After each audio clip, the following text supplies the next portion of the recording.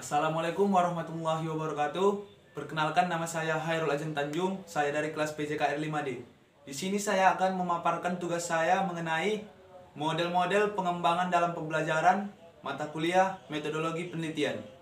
Berikut pemaparannya. Baiklah, yang pertama yaitu model pembelajaran Dick dan Carey. Model pembelajaran ini merupakan model pembelajaran yang dikembangkan melalui pendekatan sistem atau system approach terhadap komponen-komponen dasar dari desain sistem pembelajaran yang meliputi analisis, desain, pengembangan, implementasi, dan evaluasi. Model sistem pembelajaran yang dikembangkan oleh Dick dan kawan-kawan terdiri atas beberapa komponen yang perlu dilakukan untuk membuat rancangan aktivitas pembelajaran yang lebih besar.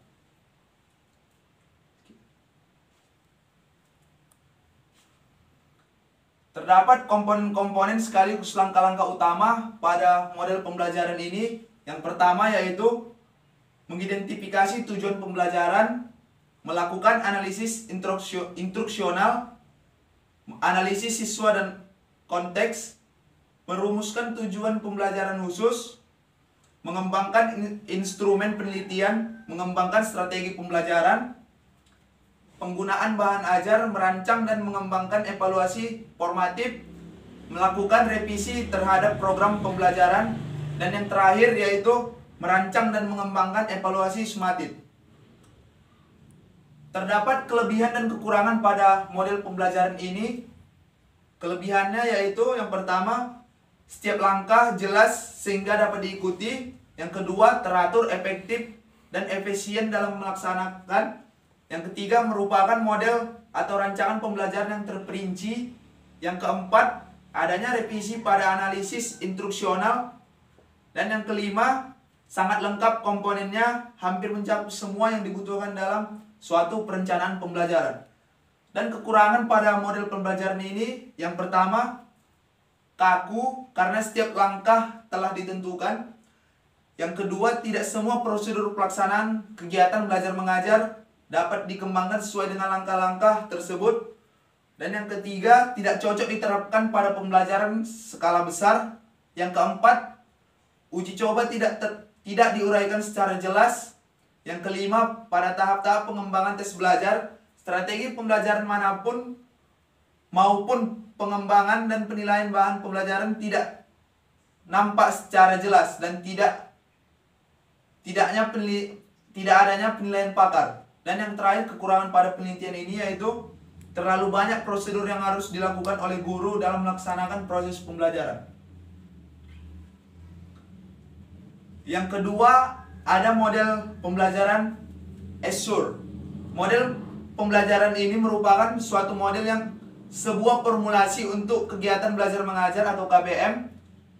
Disebut juga model berorientasi kelas. Model ini merupakan langkah merencanakan pelaksanaan pembelajaran di ruang kelas secara sistematis dengan memandukan penggunaan teknologi dan media.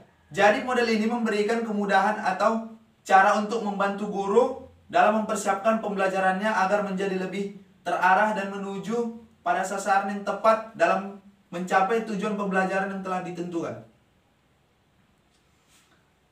Ada kelebihan dan kekurangan pada model Azure ini. Yang pertama, kelebihannya yaitu lebih banyak komponennya dibanding dengan model materi ajar. Komponen tersebut diantaranya analisis pembelajaran, rumusan tujuan pembelajaran, strategi pembelajaran, sistem penyampaian, penilaian proses belajar, dan penilaian belajar. Dan yang kedua, sering diadakan pengulangan kegiatan dengan tujuan evaluasi dan review. Yang ketiga, turut mengutamakan partisipasi pembelajaran dalam sehingga diadakan pengelompokan kecil seperti pengelompokan belajar mandiri dan belajar tim. Selanjutnya, ada kekurangan pada model Azure ini yaitu tidak mencakup suatu mata pelajaran tertentu. Dan yang kedua, walau komponen relatif banyak, namun tidak semua komponen desain pembelajaran termasuk di dalamnya. Yang ketiga yaitu model pengembangan EDD. Model ini merupakan singkatan dari Analysis, Design, Development, or Production, Implementation, or Delivery and Evaluation. Menurut langkah-langkah pengembangan produk, model ini dapat digunakan untuk berbagai macam bentuk pengembangan produk seperti model, strategi pembelajaran, metode pembelajaran, media, dan bahan ajar. EDD muncul pada tahun 1990-an yang dikembangkan oleh Reiser dan Molenda. Salah satu fungsi EDD yaitu menjadi pedoman dalam membangun perangkat dan infrastruktur program pelatihan yang efektif, dinamis, dan mendukung kinerja pelatihan itu sendiri. Ada kelebihan dan kekurangan pada model EDD ini. Yang pertama, kelebihannya yaitu mudah dipelajari dan sederhana serta sistematis. Model ini yang kita ketahui bahwa memiliki 5 komponen yang saling berkaitan dan sistematis, yang artinya model ini harus digunakan secara sistematik dan tidak bisa diacak urutannya dalam penerapannya. Kekurangannya yaitu di tahap analisis, model ini bisa dibilang memerlukan waktu yang lama dalam pengerjaannya. Pendidik harus menganalisis siswa terlebih dahulu untuk membagi menjadi 2 bagian, yaitu analisis kebutuhan dan analisis kinerja.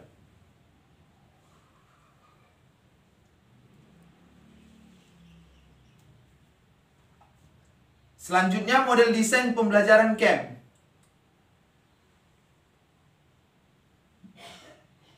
Pada model desain instruksional yang paling awal bagi pendidik. Model ini memberikan bimbingan kepada para siswanya untuk berpikir tentang masalah-masalah umum dan tujuan-tujuan pembelajaran. Model ini juga mengarahkan para pengembang desain instruksional untuk melihat karakteristik para siswa serta menentukan tujuan-tujuan belajar yang tepat. Terdapat keunggulan dan kelemahan pada model camp ini, yaitu keunggulan yang pertama, model pembelajaran camp ini di setiap melakukan langkah atau prosedur terdapat revisi terlebih dahulu, gunanya untuk menuju ke tahap berikutnya. Tujuannya adalah apabila terdapat kekurangan atau kesalahan di tahap tersebut, dapat dilakukan perbaikan terlebih dahulu sebelum melangkah ke tahap berikutnya.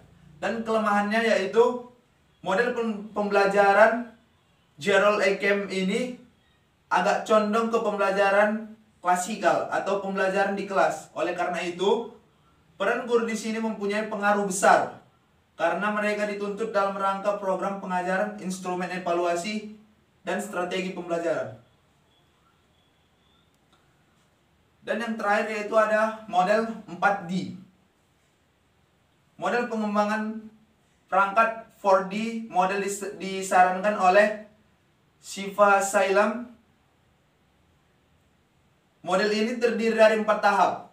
Yang pertama, pengembangan yaitu define, design, develop, dan disseminate, atau diadaptasikan menjadi model 4D, yaitu pendefinisian, perancangan, pengembangan, dan penyebaran. Terdapat kelemahan dan kekurangan pada model 4D ini. Yang pertama, kelebihannya yaitu model pengembangan ini adalah merupakan dasar untuk melakukan pengembangan perangkat pembelajaran atau bukan sistem pembelajaran. Tahap-tahap pelaksanaan dibagi secara detail dan sistematis. Kekurangannya, model ini terletak pada analisis tugas yang sejajar dengan analisis konsep dan tidak ditentukan analisis yang mana duluan dilaksanakan. Baiklah, demikianlah pemaparan dari saya. Apabila ada kekurangan, saya mohon maaf karena saya masih proses pembelajaran. Dan saya sudahi dengan Assalamualaikum warahmatullahi wabarakatuh. Salam olahraga sportif.